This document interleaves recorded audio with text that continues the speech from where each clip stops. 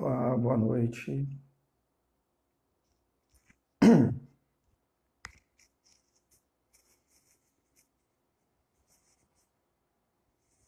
Sejam bem-vindos, vamos esperar o pessoal chegando. Boa noite.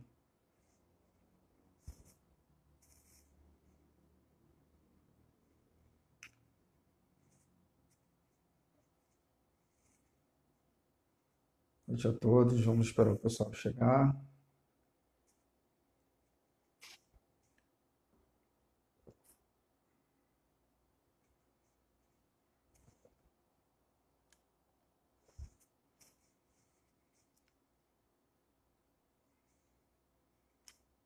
Karen, Vanessa, Daniela, sejam bem-vindas.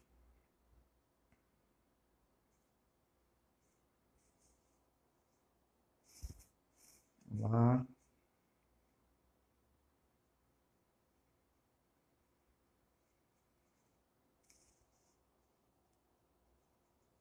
Wilson, grande Marcos, tudo bem? Vamos chegando. Manda. Vamos aguardar nosso convidado, que deve estar chegando aí. Boa noite, querida. Bom, hoje a gente tem mais uma temática aí para ser conversada. Vamos só aguardar aí o nosso convidado. O pessoal está chegando devagar. Pessoal, boa noite, tudo bem? Grande companheiro de trabalho. Pessoal chegando aí. Só aguardando o Ivani chegar.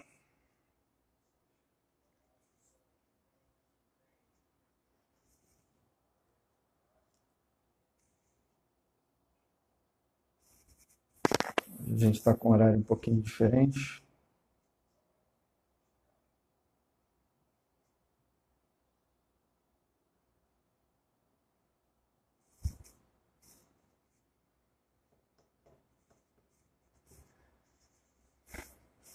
Bom, sejam todos bem-vindos. Só peço um pouquinho mais de paciência aí para a gente poder começar.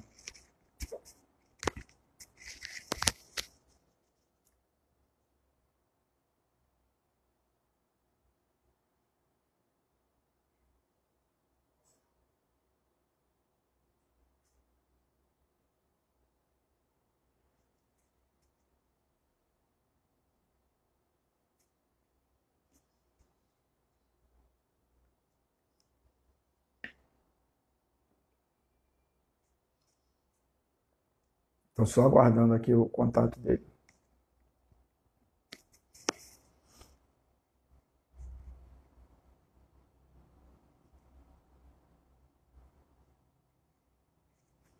Luciana, tudo bem?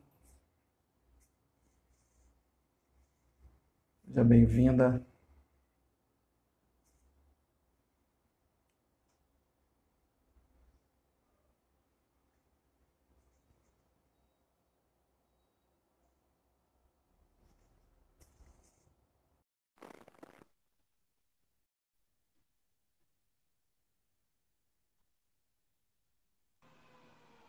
Boa noite, Opa, boa noite. tudo bom? Tudo bem, seja bem-vindo. Obrigado. Desde já Nada. começo agradecendo aí a aceitação imediata aí do meu convite. Fico feliz. Bom, deixa eu fazer uma primeira apresentação, mas vou pedir para você se apresentar. A gente está aqui tendo a honra hoje de conversar com o professor doutor Ivani dos Santos, né, doutor em História Comparada pela FRJ, e com um histórico aí de luta, de atuação por inúmeras causas, né? Entre elas a questão da intolerância religiosa, que, aliás, eu optei por essa nomenclatura, digamos assim, até para trazer esse termo à discussão, né? Intolerância em relação a religião que eu acho que, embora seja extremamente comum, né, o uso desse termo, tolerar já é um problema, né? Já, Mas depende do ponto de vista. já tem Depende uma do ponto de discussão vista, aí. porque uma coisa é o debate político que se faz da palavra intolerância, outra coisa são as normas, São as né? normas, Eu exatamente. acho que as pessoas Mas eu vou fazem te dar. um debate equivocado sobre isso, né? Eu Exatamente. acredito que seja, porque as pessoas, na verdade, a palavra é bonitinha, não quero ser tolerado, eu quero respeito. Eu também gosto de respeito. Mas as normas internacionais, aquilo que é consagrado, é outra história. E você só dialoga a Exatamente. partir da estrutura que você tem, seja jurídica, né? Ninguém vai no judiciário, não, eu quero respeito lá no judiciário. Você vai dizer um crime que alguém cometeu e tal. É isso. Então, a palavra é Exatamente. bonita, eu tenho visto até pessoas nossas, não, Ivani, eu quero ser respeitado, tolerado, quer ser tolerância, não sei o que e tal. Tá bom, tá certo. Porque a configuração do Estado democrático de direito é tolerância. É Essa fato. configuração vem daí, entendeu? Então Uhum. eu vejo muito equívoco aí, né? Igual outro, não, racismo religioso, Ivani, tudo bom. É uma interface da intolerância. Uma interface, não explica toda a intolerância. Exatamente. Então, esse é o problema, né? É um fato. Bom, enfim, eu vou pedir, a gente já começou entrando aí no nosso, mas eu vou pedir para você se apresentar ao pessoal, o pessoal está acabando de chegar aí, e aí a gente começa, de Bom, eu fato. me chamo Ivani dos Santos, né? Sou um militante, antes de tudo, sou um militante contra o racismo, pelos direitos humanos, né? Há mais de 40 anos, ligado ao movimento social. Participei da fundação da Associação dos Alunos da FUNABEM, fui associado do IPCN nos anos 70, depois, no final dos anos 80, criamos a associação, o CEAP, o Centro de Articulação de Populações Marginalizadas, que participou de várias causas aí importantes, as mães de Jacari, né, os desaparecimentos dos 11 de Jacari, seja a chacina da Candelária, a chacina de Vigário Geral, temos papel aí muito importante na articulação nacional do movimento negro, né?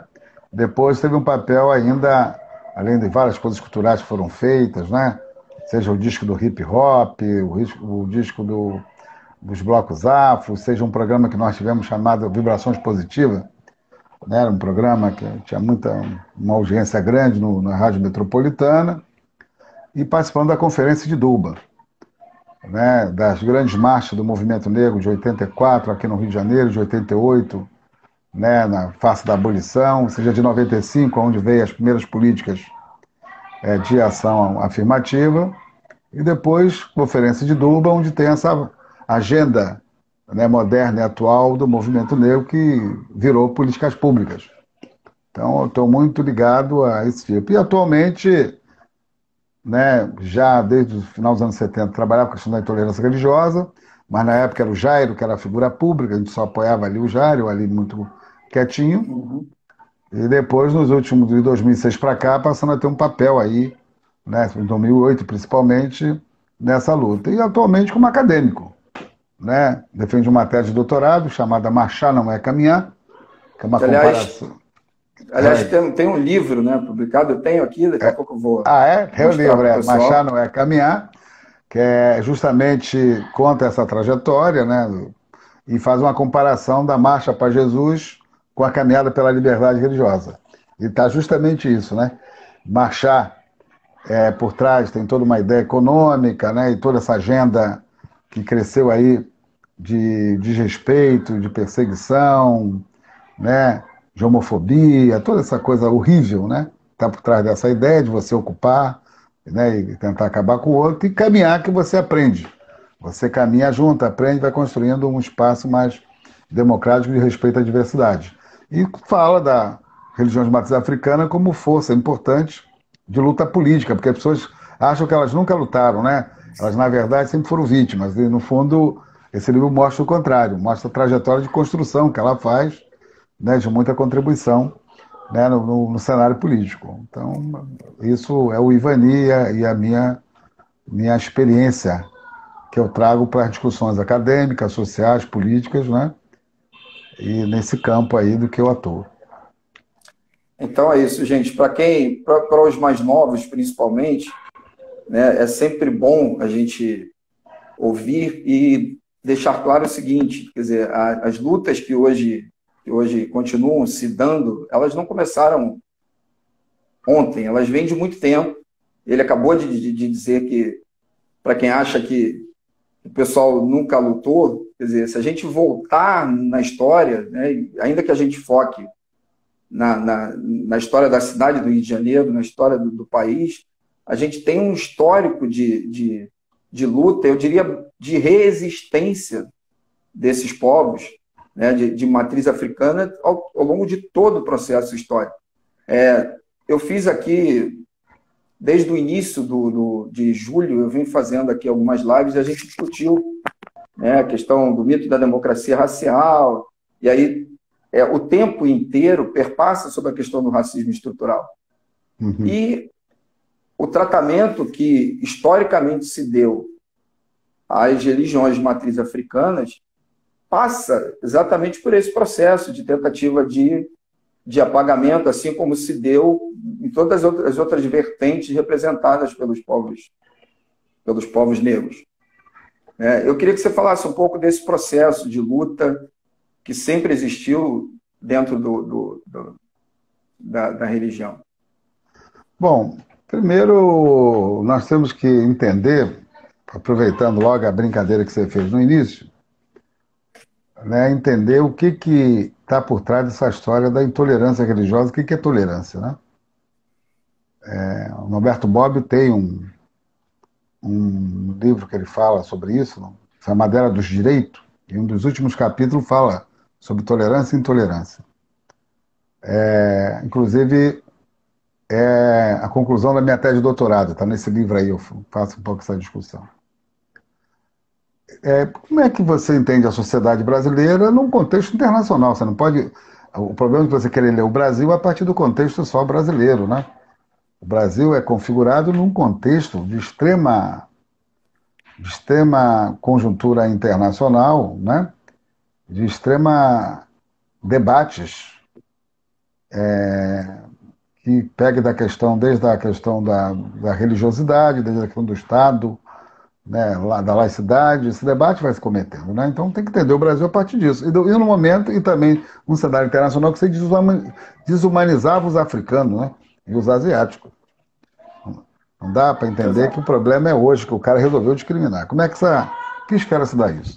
Eu sempre chamo a atenção que o Brasil é invadido, né, justamente no século XVI. No século XVI você tem a experiência 14, né, o 15 e 16, você tem a experiência, mais ou 16, tem a experiência das grandes navegações, da onde as grandes navegações os europeus estão tendo contato com grupos que não tinha antes, né?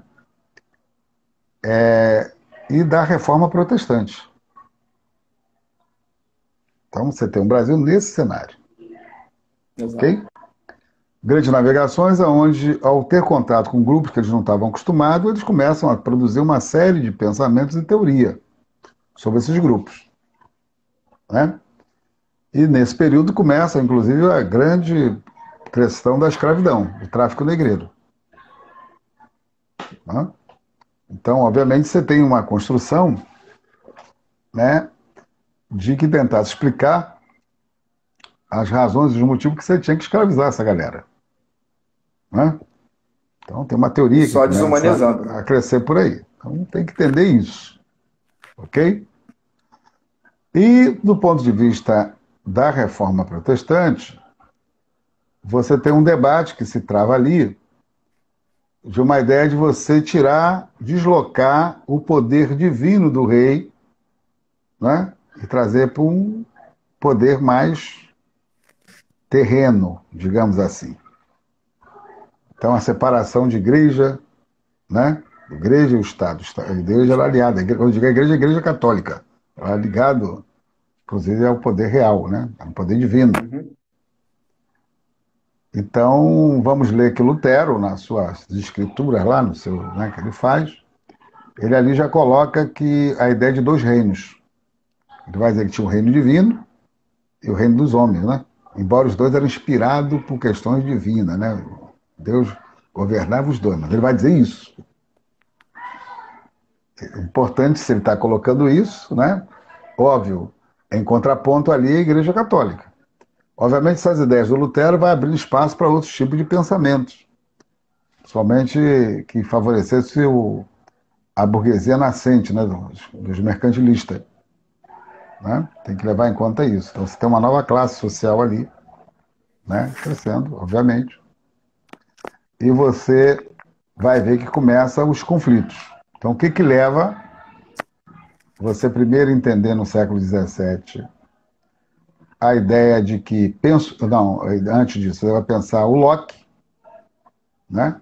E também a ideia do penso logo existo, né? Descartes começa ali a separar a razão e o corpo, né? A razão passa a ser um fonte muito importante. Você tem um filósofo inglês, John Locke, que vai escrever uma carta sobre tolerância. Ele escreve uma carta sobre tolerância, né? E o que que ele vai dizer ali? O que que leva um inglês, filósofo inglês, a fazer uma carta sobre tolerância? Ele está falando dos conflitos que existem nesse período na Europa, então, que ele está vivendo na Inglaterra. Ele vai falar nessa carta, ele vai já botar a ideia de um Estado que pudesse dialogar, né, com essas diferenças. Em vez de ficar brigando, cria aí um diálogo, uma possibilidade. Por isso que vem a ideia da tolerância, a ideia da tolerância dele. Ele justamente vai falar sobre isso. Mas ele, nessa carta, vai pregar morte aos ateus. A carta dele. Já, Então mostra que ele demarca um campo, mas a tolerância dele é entre cristãos. Então o debate da intolerância nasce sobre o cristão. E ele era senhor de escravo. Ou seja, nesse momento você não incorpora os africanos nessa história. E ele era calvinista. Então tem que observar esse cenário. Depois Voltaire vai também fazer uma carta, um pouco nessa direção, mas também tratando da África. Hoje até dei um texto para meus alunos do mestrado e do doutorado, justamente que fala desses filósofos iluministas, né? Que está pensando a questão do humano, mas como é que eles eram extremamente racistas e tratavam a África racistas. como uma coisa menor, subhumana, né? E aí eu Aliás, entro. beberam na fonte, né, e depois negaram a Mas fonte. eles, na verdade, não vão nem à África, né? Na verdade, a maioria deles escreviam através do diário dos viajantes. Não Os botaram nem o pé viajantes na a África. partir do Os Egito, viajantes. basicamente. Não, isso aí é depois, né? É, Mas um pouquinho anterior. Mas vamos então pegar já para dialogar sobre isso que você está falando. Vamos olhar então o século XVIII, né? O Hegel, pai da dialética, né? Que todo mundo usa, a esquerda, nós dialética, varia e tal. Mas esquece que ele, primeiro, tinha estudado para ser padre luterano, que era padre luterano na época, né? Ele ia ser padre luterano. E ele tem uma produção, um escrito, né, que pouca gente conhece, sobre história universal. As lições da história universal, que ele escreve, e ele vai dizer nesse texto, além de outras coisas aqui horríveis que ele diz, mas ele diz uma delas né, que a África não tinha humanidade, não tinha universalidade, né, e não tinha história. Ele vai dizer isso. E vai dizer por quê. Porque era primitiva, né, uma série de pensamento extremamente racista, preconceituoso, que ele vai ter.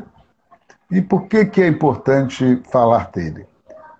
Porque ele é que vai trazer mais fortemente depois a consolidação da ideia da filosofia grega como marco importante.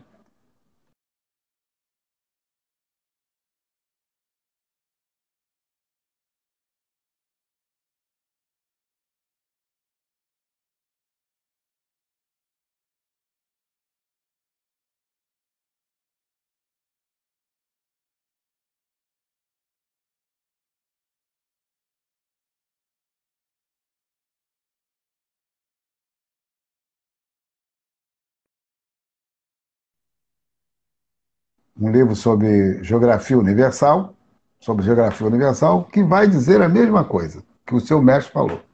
Isso já no início do século XIX. Ele escreve esse livro sobre geografia universal e vai dizer que a África abaixo do Saara, o povo cheirava mal e era preto por maldição divina. Maldição divina, olha o termo que ele usa. O que eu quero dizer é que o Estado moderno, né, e tem que levar em conta por que o Locke é importante observar. Porque o Locke é o ideólogo, né, o inspirador da Revolução Americana. E ele era maçom, e era calvinista. E a ideia da laicidade do Estado americano tem a ver com isso, mas pelo menos aceitaria a questão da religião, diálogo com a religião. Já a Revolução Francesa radicaliza. É laicidade mesmo, religião é uma coisa privada. Ela não entra na lógica do Estado. Então você tem dois modelos, eu estou falando de duas construções. Mas seja o iluminista inglês, ou o iluminista francês, ou seja ali os alemãos, né, as escolas estão brigando, né, que estão ali se consolidando, todas elas são extremamente racistas, tinham o mesmo pensamento com relação à África e à Ásia. Não é só a África e a Ásia. Ou com os outros grupos. Os indígenas também, né, sofreram desse tipo de análise. Então, esses grupos não são humanos. Então, a sociedade construída, a humanidade propagada, né, na verdade, não leva em conta esses grupos. Muito pelo contrário. A partir dessa exclusão. Não, muito mais do que a partir da violência sobre esses grupos. Né? E aí, essas práticas viram século XVIII e também para o século XIX, que se consolida a ideia de ciência da religião, mística e magia, que é essa ideia da teologia, que é uma construção intelectual e subjetiva. E eu costumo fazer uma provocação para as pessoas, sempre dizendo como é que é. E o Hegel vai dizer mais ainda, uma coisa que ele vai dizer interessante, né? Ele vai dizer que o único lugar na África que poderia ter civilização, um pouco de civilização, ele vai dizer isso, é o Egito. Mas por isso o Egito tinha que estar na Ásia Menor. Né? Ele tira o Egito da África e coloca na Ásia Menor. O que seria a Ásia Menor, na verdade? O Mediterrâneo. Né? E depois vem a invenção do Oriente Médio, que é justamente quando se faz o canal de Suez. Né? Os franceses e os ingleses inventaram ali o Oriente Médio. Então o que eu chamo a atenção é que essa visão hegeliana de você criar uma coisa imaginária, uma coisa possível, né, a metafísica de humanidade, tira o Egito, né, desse continente, quer dizer, tira no imaginário, porque até hoje está lá, né, mas está no imaginário. Isso tem um impacto na compreensão da filosofia, e que você falou, bebeu de fato no Quiner, nas escolas egípcias, né, mas depois eles vão para a Grécia, né, ele é o cara que consagra essa aliança da filosofia, ele traz a filosofia grega como base importante da civilização ocidental. Isso tem um impacto, inclusive, na questão religiosa, porque você nasce mística e magia, então os pretos fazem magia, né? Os grupos, né? O outro faz milagre, né? Não sei se existe milagre sem magia, mas o cara faz milagre, outro magia. Então, essa lógica, ela é muito importante. E eu sempre gosto, quando eu estou, às vezes, conversando com um cristão, pastor, eu sempre gosto de fazer uma provocação. Vem cá, onde era o Éden? Aí o pastor ficou olhando para minha cara, né? Mas diga onde era o Éden. Nem ele sabe onde era o Éden. Porque na sua narrativa, na sua hermenêutica, engraçado que hermenêutica é uma palavra grega, não é uma palavra cristã, ela é grega. Né? Porque o cristianismo pegou uma série de terminologia, que isso é feito pelo Hegel. Né? Uhum. Uma série de terminologia grega e parece que é cristã, gegese e por aí afora. Mas a tal da hermenêutica, que é muito interessante, que é a interpretação, né? Mas para o pastor, na hermenêutica é sagrada, porque hermenêutica vem de Hermes, que era o deus da palavra. Mas parece que ele é grego, porque o cara traz ele da Grécia, mas só que ele é egípcio. Isso é muito engraçado, né? Você ocidentaliza o Hermes, e aí vira sagrada porque é a palavra. Ué, mas você é um pagão, né? Ué, e o que te confere, né, o direito da sua palavra ser sagrada é o pagão? Não entendi, mas é um pagão, que é o Hermes. Né? E não é diferente de Exu, dos Yorubás, que também é a palavra. Então chama a atenção que essa hermenêutica, essa palavra grega que te confere um ar de autoridade, ela é interpretação. Tanto que existe a hermenêutica jurídica também, a hermenêutica jurídica. Sendo interpretação, quando ele faz a hermenêutica dele, e como a teologia dialoga com a metafísica, que é justamente a filosofia metafísica, e não com a história, ele conta uma história que dá a entender que o Éden era lá em cima. Quando, na verdade... Não, ele dá a ideia que era lá em cima, que aí o Criador aborrecido expulsou Adão e Eva. Mas se você for na Bíblia, em Gênesis 2, lá vai dizer que o Éden era num lugar que tinha um grande rio que virava 4. Né? Eu vou até ver uma coisa aqui que eu recebi hoje, por causa de uma aula que eu estava dando. Né? Que virava 4, que é justamente isso, né? Gênesis 2, né? Ponto 8 e 10, e 10, 14. Olha, estou ficando especialista em Bíblia. Né? Vai dizer que o Éden era um lugar que tinha um grande rio que virava 4. Né? Que primeiro era o Pisson, segundo era o Geom, e vai estar escrito, Geom circundava as terras Cush, depois é o Tigre e Eufrates, Síria. E é interessante, né? E se o Geom circundava as terras Cush, seria onde? Egito. Sudão, Etiópia e Egito. Sudão, Antiga Núbia. Exatamente. Percebe? Certo? E depois a Síria. E aí vem a história dos Cush, né? E é muito engraçado, que é muito comum o pessoal dizer, todo orgulhoso, não, a rainha de Sabá casou com o rei Salomão, como se o Salomão fosse branco europeu, né? Salomão era Cush. A Bíblia fala sobre isso, mas que ele era Cush. Inclusive é o rio que o Salomão, né? O Geom é o rio que o Salomão veio dali e tal. O cara era Cush. O que demonstra que o Abraão, né, era Cush. Ele vira o primeiro hebreu porque ele atravessa o rio. E a Bíblia tem um diálogo ali entre Cush e Egito. É impressionante isso.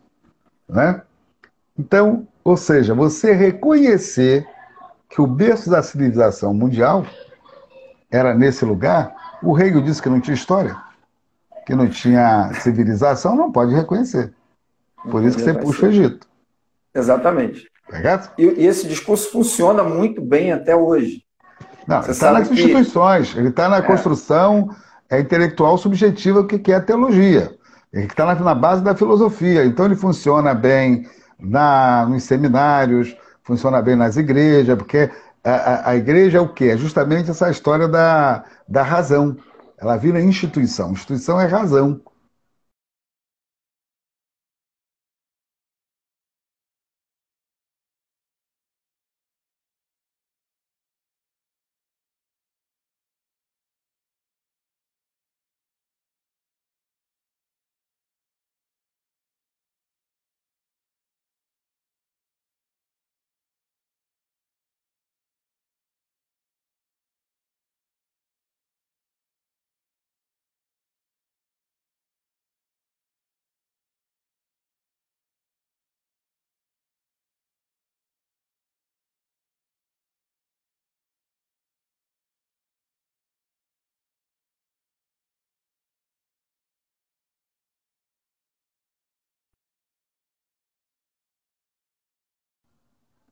Voltou.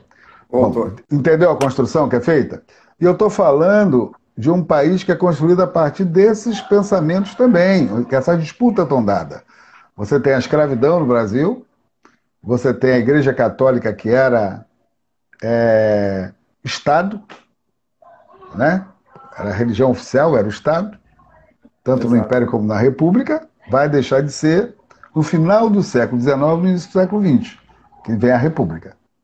Então, se esse pensamento está vigindo nesse período, obviamente que as práticas espirituais dos africanos vai ser perseguida. Não vai ser aceita, mas também tem toda uma estratégia de sobrevivência dessas práticas. da sobrevivência. E é isso que o livro fala, né? Através Exatamente. das irmandades, das relações, ela vai construindo uma estratégia de sobrevivência. E depois você tem a República, né, que vai perseguir do ponto de vista da polícia e vai criar leis criminalizando, né, as práticas e a cultura, né, porque não é só as práticas religiosas que vão ser perseguidas, vai ser perseguida também por questão da cura.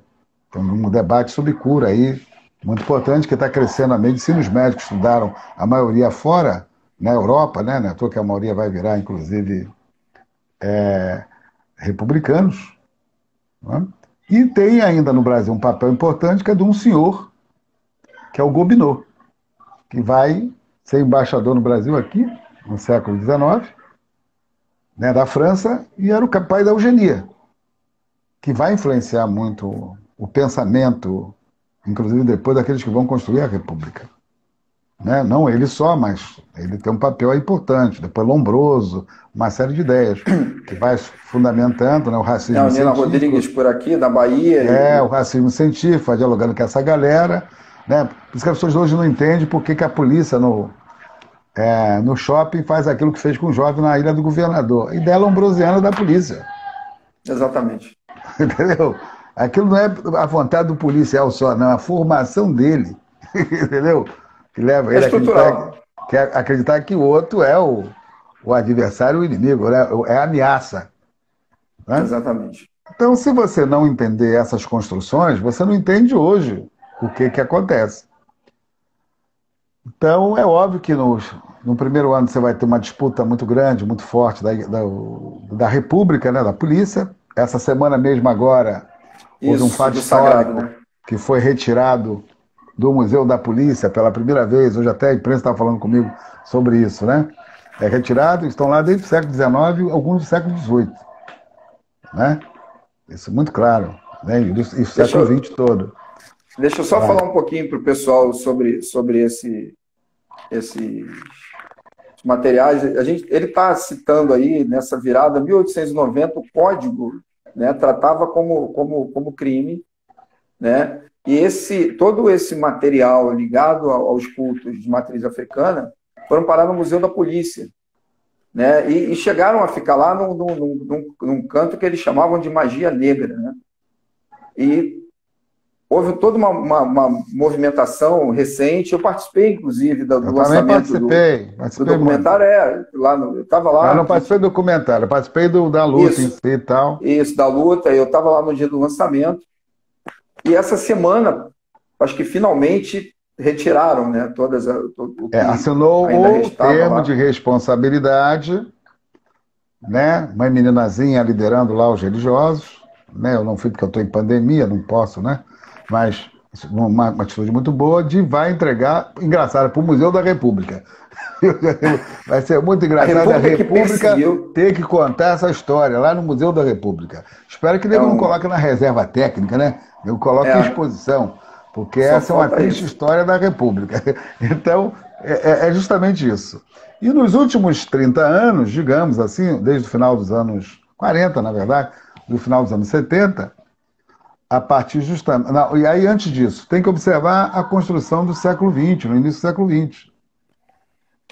O interessante, os pentecostais, é uma experiência espiritual que nasce justamente contestando o racionalismo dos reformados. Porque o Espírito Santo é a fonte da razão. Né? E os pentecostais, que é uma experiência do William Seymour, que era um pastor metodista, que foi estudar no seminário metodista, né? No início do século XX, em plena segregação americana, e ele, obviamente, tinha que ficar no corredor, não na sala com os outros, né, que eram cristãos, né? Mas os outros eram na sala e ele no corredor. E ele traz a experiência do avivamento. Ou seja, como negão, tinha que dar uma balançada e receber o Espírito Santo. Que é isso. Isso rompe, isso é uma questão da subjetividade que rompe com a racionalidade. E é perseguido por isso. Que rompe, Exato. não só perseguido por conta da. Não, Ivani, é por causa da segregação que juntou preto e negro também. Mas ele inaugura uma nova forma de espiritualidade que não tem a ver com a racionalidade. Não é à toa que esses grupos sempre foram discriminados o tempo todo. Né? Então, tem esse grupo, né? que aqui vai virar Assembleia de Deus, não era Assembleia de Deus, era outra coisa, né? E a Assembleia de Deus traga para cá por um casal sueco, ainda tem mais essa, né? Essa experiência, que vai viver essa experiência lá com ele, né? E vamos ter depois, já nos últimos 30, 40 anos, o advento dos neopentecostais, que não nasce de dissidência. As pessoas acham que é de dissidência, não é de dissidência. Nasce incentivado pelos missionários americanos. Não é nem de igrejas americanas, é missionários americanos. Que vem nos anos 70, né, no final, meados dos anos 70, né, começa a fazer os contatos e a turma começa, né, a ter essa experiência um pouco mais popular. Da abolição para o mundo, né? E aí a abolição é outra coisa, porque ali é o Didi, né? O Didi, né, que dizes algumas pessoas desse período que é o Didi macumbeiro, né? Vai falar da experiência, porque teve a experiência na Umbanda, depois na Casa da Benção, né? E traz essa experiência para dentro. E começa a criar toda uma forma de perseguição, né? Da onde ele saiu. Mas o engraçado é que, ao mesmo tempo que a perseguição, é ressignificação. Né? A linguagem não tem teologia. Na verdade, é uma prática, né, de ressignificação das entidades ali, que é falada, que é colocada, né? Então, a intolerância ganha um novo contorno. E quando esse grupo passa a ter poder político, já nos anos 90, na verdade é nos anos 90, um acordo que faz com o governo Collor, né? E aí ganha um canal de televisão e começa a fazer nos rádios, na televisão, essa demonização. Né? E depois as suas dissidências, aí sim são suas dissidências. Né? E tem como base justamente o que o Hegel fala e que o Kant fala, né? Inclusive maldição divina. Então, isso é que é a base para entender a intolerância religiosa moderna no Brasil. Mas, do ponto de vista... Agora, será que só os cultos afro-brasileiros sofrem isso? Não. Porque você tem também uma perseguição aos católicos pela idolatria. Mas isso já vem desde a ideia dos reformados. Né? O que eu costumo dizer é que não é só os neopentecostais que pensam assim, não. O mundo cristão pensam assim. Isso é um pensamento... Mas não só o mundo cristão. O não cristão também pensa que nós somos do mal. Né? Isso está na mentalidade da sociedade. Tanto que eles conseguem capturar o quê? Um inconsciente coletivo da ameaça, né, e transforma isso numa doutrina de perseguição. E a novidade, isso virou atitude social. Isso virou, então, uma repercussão no campo da educação, no campo das relações familiares, no campo do mundo do trabalho, né, no campo da relação de vizinhança. Então, isso está presente. O que está assustando todo mundo é que isso está presente. E até passou a ter uma nova novidade, que é o traficante de Jesus. Né? Tem isso agora também. Tem isso também, que no fundo, não sou eu que digo, né? Porque as pessoas também, não, Ivanídia, não estou dizendo nada, estou dizendo que é o que é dito pelas próprias pessoas, né? Que coloca no muro, que escreve, que fala, está lá escrito. Né? E que se denominam dessa forma. E aí, com o aumento do poder político desse grupo, querendo ou não, ele acaba criando como se fosse uma licença prévia. Não é que ele fala, um pastor diz assim, não, Ivan, a gente não manda ninguém fazer e precisa. Basta você pregar no púlpito. Basta você pregar na televisão. Ué, você não precisa mandar fazer. E ainda ganha proteção da liberdade de expressão. Né? Entendeu? Então esse é um debate aí que tem e a nossa resistência o tempo todo com relação a esse tipo de... O grande cenário agora é que isso mexeu com a sociedade em geral, né? Porque isso criou um problema no campo da produção cultural, né? Você tem hoje perseguição na questão da produção cultural, nas peças de teatro, na música, porque só vale o gospel, porque na verdade é mercado, né? Tem que entender que essa bodega é mercado, isso tem a ver com o mercado, nitidamente, as pessoas que não querem ver, e você virou conseguiram coesionar o voto, né? Essa turma conseguiu fidelizar o voto, coesionar o voto, que tem uma expressão que vai além dos partidos políticos. Na verdade, estão em todos os partidos, se observar. Eu costumo também dizer que eles têm um projeto político muito nítido. Alguém lá leu Gramsci, né, chamado Estado Ampliado. Você tem que olhar o Gramsci para poder entender o que esses caras fazem. Não é, eles não fazem uma coisa à toa, tem um Não é ideólogo por lá acaso. atrás. Não é por acaso. E observa que eles participaram dos dois governos Lula, dos dois governos da Dilma, do governo Temer e está no atual governo. Né? É, eu passou aqui agora uma pergunta aqui do Ednilson, que perguntou o que falta para que os espíritas alcancem representação no Congresso. E aí, antes que você responda, eu gostaria só de colocar uma questão que é a seguinte. Eu acho que quando a gente... E é isso que você está falando, que é um projeto de poder. Quer dizer, a representação deveria vir no sentido de atender às demandas sociais, e não desse ou daquele segmento. E aí eu vou reproduzir aqui uma fala do Excelentíssimo, quando ele disse que escolheria para o Supremo, né, um sujeito terrivelmente...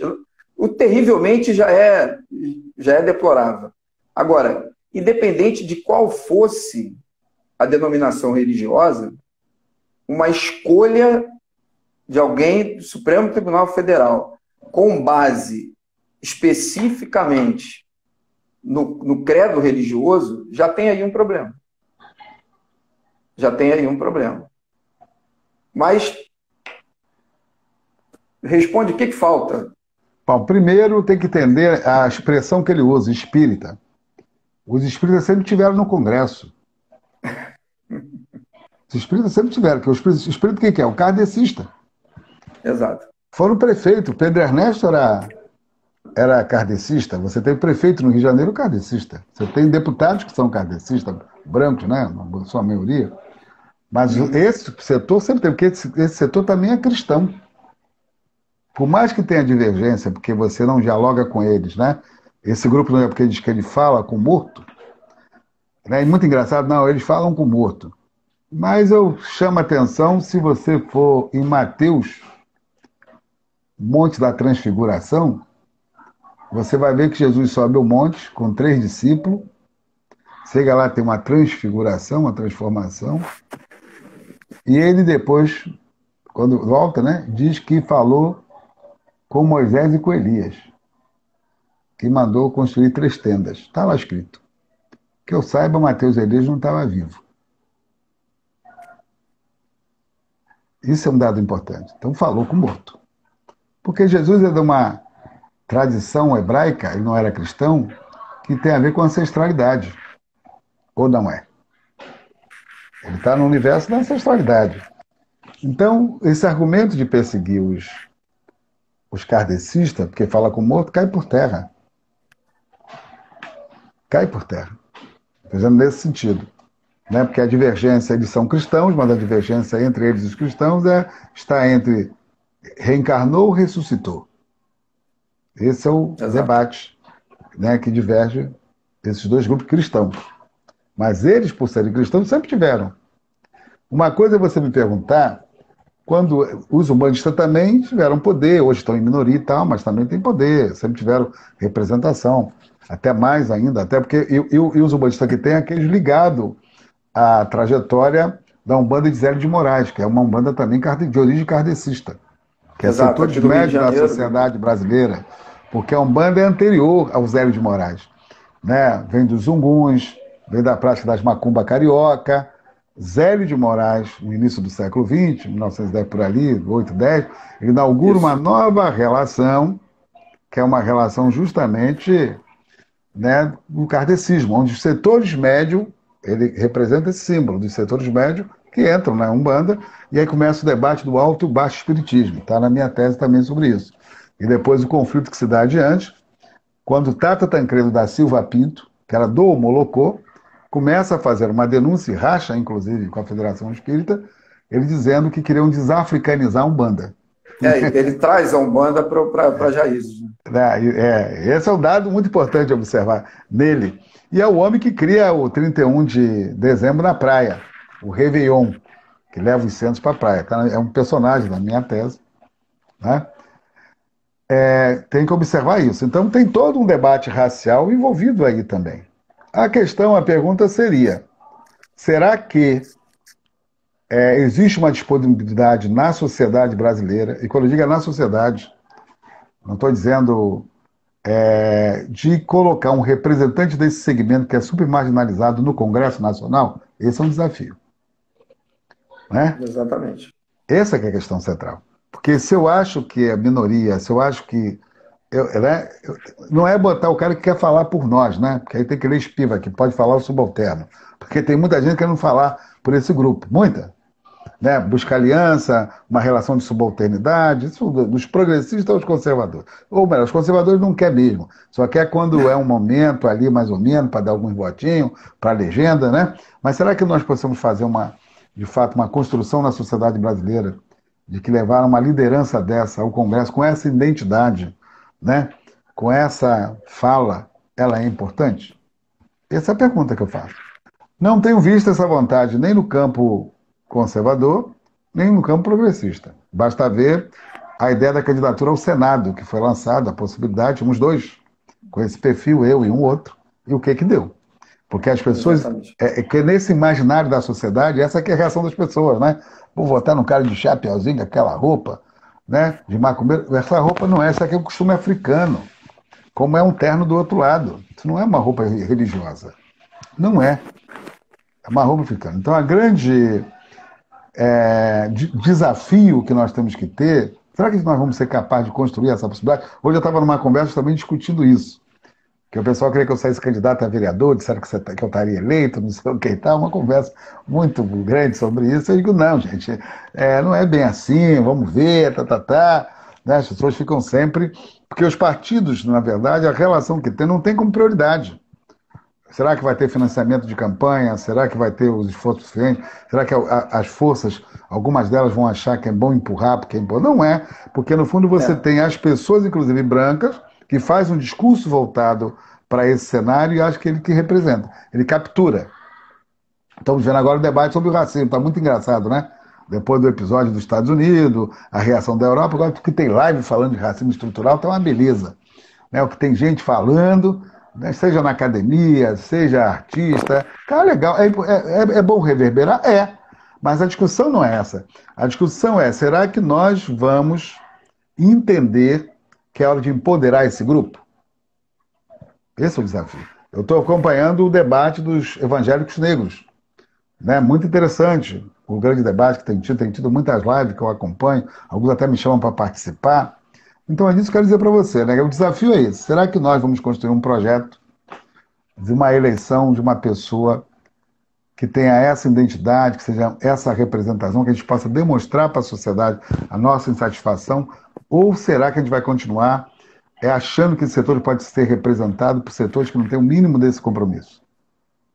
Eu acho que a grande pergunta é o seguinte: a sociedade está preparada para entender, para aceitar o óbvio até, mas que historicamente nunca foi aceito, que nas religiões de matriz africana você tem história, você tem ética, você tem preceitos, da mesma forma que você vai encontrar nos outros segmentos.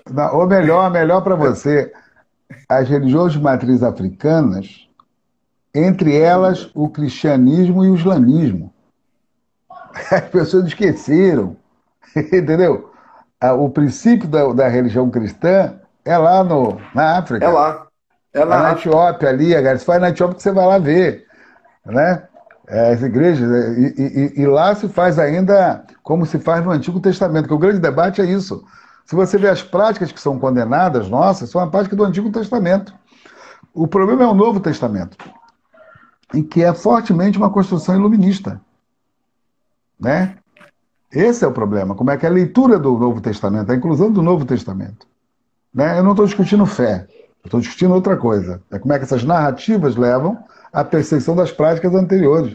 E o engraçado é que quem nos persegue utiliza o Antigo Testamento, mas deveria fazer consultar o oráculo, porque lá está dito isso. Exato. Entendeu? Fazer oferenda, a prática era essa. A prática do Cristo era essa. Não é? A prática do Cristo era essa. Não é essa construção que fizeram e que serve base para para a misoginia, para o racismo, para a Aliás, homofobia. branquearam a própria imagem do Cristo. Entendeu? Essa é que é a questão desse debate ocidental. Esse é um debate que tem crescido aí cada vez mais. Gente, eu gostaria muito de não ter exemplo recente para citar, mas eu tenho pelo menos dois. Né? O corte do Baobá, eu queria que você falasse um pouco da importância do Baobá, e não dá para deixar de falar também da menina de São Paulo, né? A menina de 12 anos, e assim, com a aquiescência da justiça. Eu acho que isso é que é muito grave, através do Conselho Tutelar. Não, né? mas mais grave não é nem isso do Conselho Tutelar. O mais grave é que as pessoas não perceberam que o Conselho Tutelar passou a ser a correia de transmissão de lideranças evangélicas que têm financiado a disputa do Conselho Tutelar, porque, querendo ou não, eles são profissionalizados, o pessoal do Conselho Tutelar, vira cabo eleitoral. Né? Ou vira um candidato em potencial a vereador. O Conselho Tutelar virou isso. Exatamente isso. Né? E, ao estar nesse espaço, passou a usar a sua religião como forma também de perseguição. O caso, inclusive, de São Paulo, pelo que eu tenho lido, tenho visto, as pessoas têm falado comigo, é um pouco isso. Parece que é uma avó que é evangélica, ela foi fazer uma denúncia sobre maus tratos e de abuso sexual. Por isso que eu digo que nesse momento não dá nem para poder só criticar a atitude do judiciário. Porque, na verdade, se chegou lá dizendo isso, o juiz, obviamente, paf, né? Exato. Tomou a decisão que tomou. Okay? Até porque era uma menina de 12 anos, né? Não podia ter titubeado também. Só que ela estava sobre a autorização dos pais, que sabia como é. Isso foi contratado que ela não tinha nenhum maus trato. Então, isso quer dizer, o espaço público utilizado para perseguição. O Conselho Tutelar faz isso, as escolas têm feito isso, a pessoa que está na escola, por sua confissão religiosa, resolve perseguir o aluno, que é do candomblé, tem vários fatos já denunciados sobre isso, não quer que tenha festa junina, que é a festa da idolatria. Então você tem conflitos. E por que esse conflito está na escola pública? É simples. Porque os neopentecostais e os pentecostais não têm escola própria. Quem tem escola própria são os reformados. Os metodistas, o batista, o presbiteriano, esses têm escola própria. Perfeito. Os pentecostais não. Então acaba indo, como é um setor muito empobrecido, acaba indo para onde? Para a escola pública. E as igrejas têm investido em pessoas para fazer pedagogia para virar professor na escola. Observa a psicologia e o serviço social. Esse também tem o problema também justamente no hospital público. Né? E vira um problema mais sério quando essas bancadas evangélicas elas viram governo. Elas são governo em qualquer lugar, nunca é oposição. Pode observar. Né? E aí, por ela ter alguma expressão nos municípios, nos estados, ela acaba influenciar o papel do executivo. Quando não muito, o executivo não quer brigar com eles. Né? Então, consequentemente, acaba virando um espaço importante para a perseguição que nós sofremos. Seja pela questão do meio ambiente, pela lei de silêncio, né? Ou quando eles entram em alguma secretaria, que tem gente deles que eles indicam, né? Ou seja, a prefeitura mesmo, né? O prefeito, o caso do Rio de Janeiro é um caso nitidamente aberto para isso. Hoje essa é uma matéria até no RJ, pena que eu vou estar aqui, mas sobre isso, que falaram comigo à tarde, né? Lá sobre a história da Baixada Fluminense. Você vê o caso lá que aconteceu lá em Caxias, da casa do Joãozinho da Gomé, lugar que foi o espaço dele. Sim. O prefeito, que é evangélico, queria fazer uma creche, aí houve pressão, voltou atrás, né, sobre isso. Você falou da menina e falou uma outra questão que seria a do Baobá. Falou do Baobá. E vê o caso do Baobá, né, recente ali em Paquetá, né, o corte do Baobá. Aquilo ali não foi uma coisa feita só por ser feita, aquilo ali tem uma intencionalidade. Claro que nós temos que esperar a investigação policial, né? Porque às vezes a polícia nem investiga. Porque também você às vezes tem na polícia, ela resiste, mas não investiga. Isso é um dado muito interessante, porque às vezes também as pressões ou a formação evangélica ou cristã de algumas pessoas, acho que isso aí é coisa que era isso mesmo. Né? Em alguns lugares não, você vai encontrar pessoas comprometidas que não é isso. Como tem no Ministério Público, né? O doutor Júlio tem tido um papel muito importante na Baixada Fluminense, tem feito um bom trabalho lá, eu tenho acompanhado, eu já até ia lá uma reunião, mas como eu estou na área de risco, né, na turma do risco, eu não posso sair, senão meus filhos me enforcam, né, me colocam na cela, entendeu? É isso Mas aí. estou te falando um pouco isso, né? Então faz parte dessa ideia toda de perseguição. E assim também como descaso com o caso do Valongo, né? Sim, Ou assim como os conflitos, né, do não apoio às escolas de samba. Toda essa ideia. O que eu quero deixar claro aqui, que eu não sou contrário de que um evangélico disputa eleição, disputa querer ser prefeito, governador e presidente da República. É um direito dele, porque afinal de contas ele é cidadão, paga imposto, paga os impostos. O que não pode é você, o Estado é laico, pela Constituição, você, a partir do momento que você chega neste lugar, você quer capturar esse espaço para os seus, né, em detrimento dos outros e perseguição daqueles, de uns, né? Um você faz concessão porque é grande, o outro você persegue, né? Então esse que é o debate que nós temos que travar aí com muita tranquilidade na é. sociedade.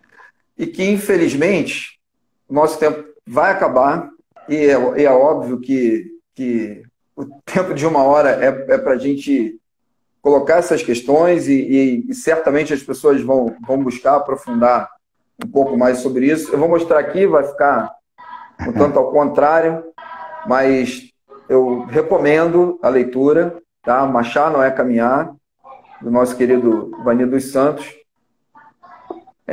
Acho que é fundamental que a gente busque essa informação e o que ele acabou de colocar é um fato. Ninguém está aqui contra essa ou aquela religião. O que se está contra são esse posicionamento de tentativa de aniquilar a manifestação do outro. Contra isso é que a gente precisa lutar. Bom, eu vou te deixar aí, vou me despedir, vou te agradecer muitíssimo a oportunidade de estar aqui conosco. Eu tenho certeza que todos que aqui estão satisfeitos com o que ouviram de você. Deixa eu te dizer que um amigo em comum te mandou um abraço, ele me ligou, Pedro Antônio, cônsul de Cabo Verde. Parceiro, amigo, Ele me ligou há pouco antes de começar e pediu que eu te mandasse um abraço. Meu amigo, dá um abraço nele, meu amigo, parceiro, gente boa. Inclusive é amigo do Manel Faustino, que teve exilado no Brasil nos anos 70, 80, né, 90, um médico psiquiatra, e que é o segundo homem mais forte lá do governo de Cabo Verde. Meu amigo, Manel Faustino. Ele é meu parceiro, dá um abraço nele. Vou sim. Bom, a gente tem 2 minutinhos para você se despedir do pessoal e, mais uma vez, te agradeço. Não, eu tenho dito assim, as pessoas acham que eu sou inacessível, né? Que figura pública é inacessível. Você viu que não é. Não é, gente. Muita gente entra em contato comigo, pede, aí eu falo com a minha assessoria, com todo carinho, né? Peça mais para jovem, né? Jovem, né? Como vocês, eu acho que é bom dialogar com a juventude.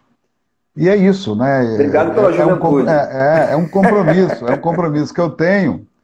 E todo mundo que me pede, eu sempre vou. Às vezes pode até que não tem sido até hoje, não foi isso. Mas pode ser uma armadilha, mas quando você tem segurança e você sabe o que você está falando, né, é importante. E nós temos que estar juntos. Porque lutar contra a intolerância e lutar a defesa do Estado democrático de direito, né? Por mais que ele seja injusto para nós temos que lutar por ele, que a democracia é importante. Lutar pela liberdade é uma tarefa nossa. Né? E aqui o pessoal perguntou sobre representação política e tal. Vamos construir na frente, juntos. Eu acho que tem tempo para a gente construir, amadurecer, se é importante, estarmos juntos. Porque não dá para você se lançar e no final ser aquela coisa que todo mundo faz, desqualifica. Exatamente. Não é isso, né? Então, como eu digo, eu já estou na idade de deixar legado, entendeu? Então, eu não estou buscando emprego, eu estou deixando legado. Então, seja nas atitudes, nos diálogos, religiosos ou não, ou acadêmico, eu acho que é o meu papel aqui. Então, quero agradecer a você aí o convite, a oportunidade de dialogando com o pessoal que está aqui conosco, né? Um abraço aqui para todo mundo, muitos me tomaram bem, que o Milá abençoe. Né? A Rosângela está aqui, que é minha assessora de imprensa, a Thaís, que entra lá de São Paulo, se eu não falar, ela briga comigo. Né? E vamos estar juntos aí. Eu acho que a gente tem que estar trabalhando aí e construir uma sociedade